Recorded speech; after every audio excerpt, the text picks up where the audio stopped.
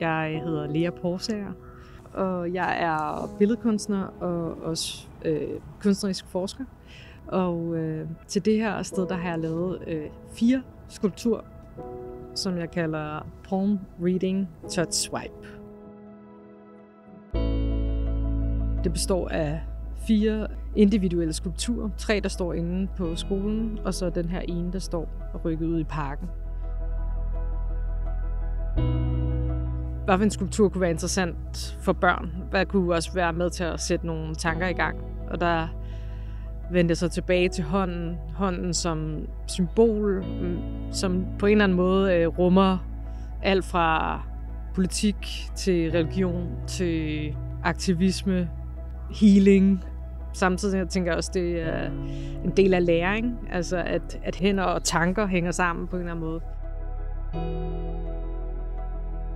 Palm reading er jo selvfølgelig refereret til håndaflæsning, så det har at gøre med, at man ligesom, at nogen tror på, at man kan se livets gang der, men det har også at gøre med netop den åbenhed i en aflæsning. Over i det her touch swipe, som måske hænger mere sammen med sådan i dag, hvordan at helt små børn bevæger sig rundt inde i sådan et digitalt univers. Så det har den her sådan, i virkeligheden sammensætning af spændet mellem det gamle, historiske, måden man tænkte hånd på, og så det nye. Jeg prøver ligesom at se, om jeg kunne få det spændt ind i alle dimensioner af det her værk, også som mødet mellem det her hårde materiale og naturen. Fordi at jeg godt ville have noget højde på, og jeg stadigvæk have den her sådan spinkle figur, så var det nødvendigt at bruge rustfrit stål, som jo er et stærkt materiale, og som kan klare vind og vejr. Og jeg havde lyst til, at det netop havde sådan den der næsten sådan lidt ny teknologi-vibe.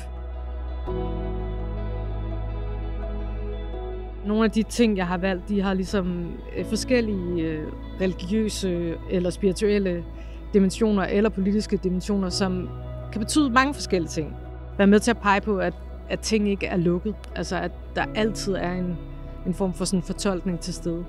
Og der synes jeg jo i virkeligheden, at børn er fantastiske lærermestre i, at ting er åbne. Altså, at der er ligesom nye betydninger, der kan opstå.